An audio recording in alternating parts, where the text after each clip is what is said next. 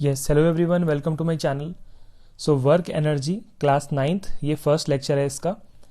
अगर हम बात करें यहाँ पर साइंटिफिक कंसेप्शन ऑफ वर्क, इसका ये मतलब है कि वर्क की एक प्रॉपर डेफिनेशन का क्या मतलब है। हम अपनी लाइफ में बहुत सारे काम करते हैं, डे टू डे काम करते हैं, स्कूल का होमवर्क करते हैं, कॉलेज का वर्क करते हैं, बट फिजिक्स की टर्म्स में क्या मतलब होगा इसका। ठीक है, अब यहाँ पे एक एग्जाम्पल के थ्रू बताया हुआ है। A girl pulls a trolley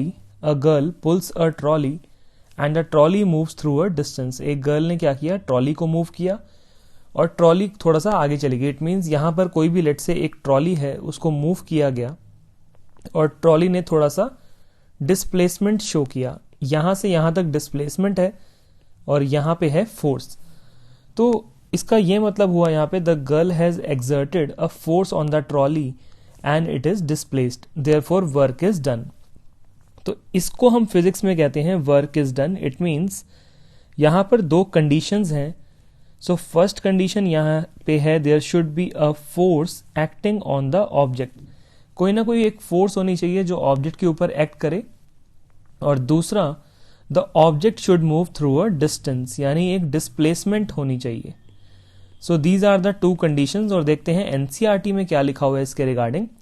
important question है ये, 1 मार्क का। What are the two conditions, जिसके बाद हम बोलेंगे work is said to be done. तो साइंस में वर्क कब बोलते हैं? First condition, a force should be act on the object. एक तो फोर्स एक्ट होनी चाहिए ऑब्जेक्ट पे, the object must be displace, object में डिस्प्लेसमेंट होनी चाहिए। ठीक है, नेक्स्ट आते हैं, work done by a constant force, यानी वर्क डन हो रहा है किसी भी कांस्टेंट फोर्स के थ्रू। तो यहां पर क्या बताया हुआ है, let a constant force act on the object and the object is displaced through a distance s।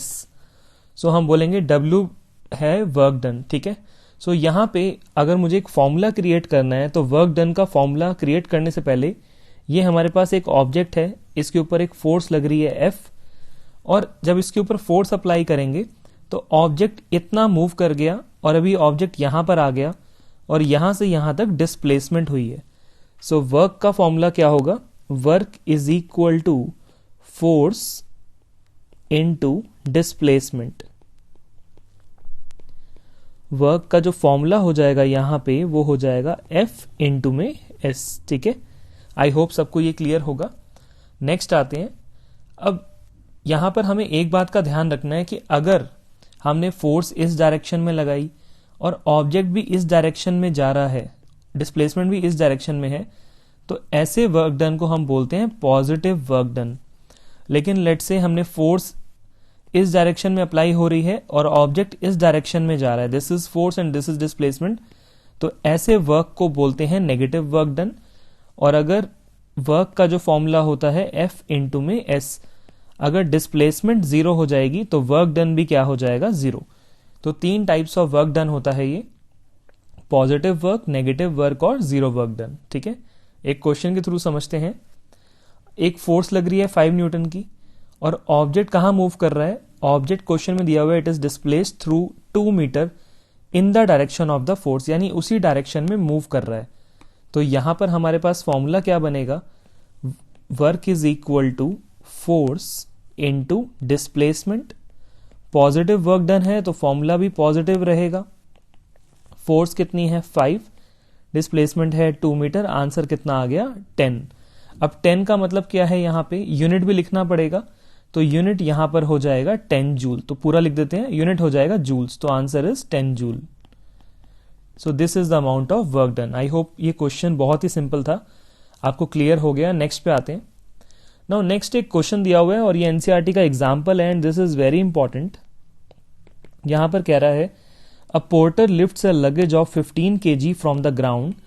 एक पोर्टर ने क्या किया, 15 kg लगेज को लिफ्ट किया from the ground and puts it on his head 1.5 metre above the ground. एक porter यहां से उठा के, मान लो ये पोर्टर है, सामान को नीचे से उठा के अपने सर के ऊपर रख रहा है, यहां पे ये रख रहा है ऑब्जेक्ट को। ठीक है, तो यहां पे हमें एक बात का ध्यान रखना है कि कितनी फोर्स लगेगी उसको ऊपर उठाने में।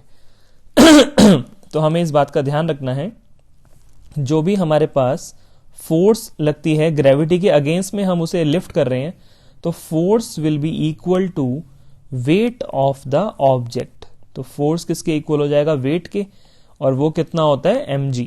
तो फोर्स तो हो जाएगा mg के इक्वल, और कितनी हाइट पे रख रहा है, जो हाइट है वो मेंशन है यहाँ पर 1.5 मीटर, और वही होती है डिस्प्लेसमेंट। तो वर्क डन का फॉर्मूला क्या हो जाएगा यहाँ पर, W is equal to, formula होता है फोर्स इंटू डिस्प्लेसमेंट। फोर्स कितनी है यहाँ पर mg, इंटू में डिस्प्लेसमेंट। तो मास कितना है यहाँ पर, अब यहाँ पे हमारे पास मास है 15 kg, और अगर बात करें डिस्प्लेसमेंट, g की वैल्यू है 9.8, और उसके साथ साथ हाइट की वैल्यू अगर है तो वो हमारे पास कितना दिया हुआ है 1.5 मीटर।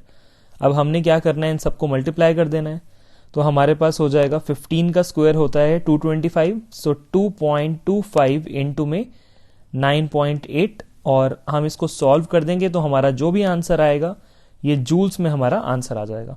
बस आपको इस क्वेश्चन में ध्यान क्या रखना है कि आपका जो फोर्स है, the force will be equal to mg। Force किसके इक्वल हो जाएगा, mg के, that is the weight of the object. ठीक है, आगे चलते हैं। नाउ अब यहां पे कुछ क्वेश्चन स्टार्ट हैं। First question, when do we say that the work is done, कब हम बोलेंगे कि वर्क डन होगा, तो हम इसके लिए दो कंडीशंस बोलेंगे। First, there should be a force acting on the object, second, the object should move through a distance. Second question पे आते हैं, write an expression for the work done when a force is acting on an object in the direction of its displacement। यानी हमें work done calculate करना है जब force उसी direction में लग रही है जहां पे ऑब्जेक्ट मूव कर रहा है। सो इस क्वेश्चन का राइट आंसर क्या होगा, इसका आंसर होगा W is equal to force into में डिस्प्लेसमेंट, क्योंकि ये पॉजिटिव वर्क डन है।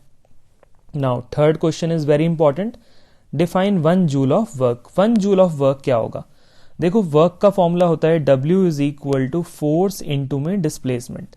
अब अगर मुझे 1 जूल चाहिए, इट मीन्स अगर हमने फोर्स अप्लाई करी 1 न्यूटन की एंड ऑब्जेक्ट मूव करा 1 metre, then the work is said to be 1 joule. तो हम इसको वर्ड्स की फॉर्म में लिख लेंगे, when 1 newton of force is applied and the object move through a distance of 1 metre, then the work is said to be 1 joule.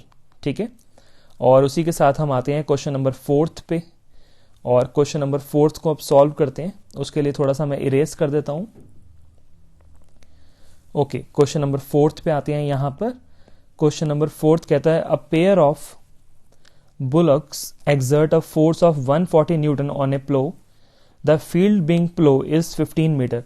अब जिस direction में फोर्स लगेगा उतना ही प्लो होगा, it means positive work done है। तो फोर्स कितना हो जाएगा यहाँ पर 140 न्यूटन, और आपके पास डिस्प्लेसमेंट कितनी दी हुई है 15 metre.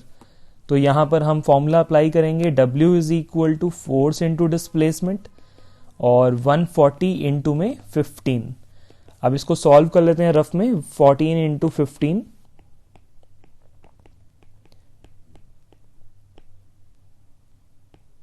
So this comes out to be 2100 joules. ये हमारा आंसर है यहां पर। तो यहां पर पॉजिटिव वर्क डन है वो हमने देख लिया है यहां पर। ठीक है, तो इस तरह हम कोई भी क्वेश्चन को बहुत ही इजीली कैलकुलेट कर सकते हैं।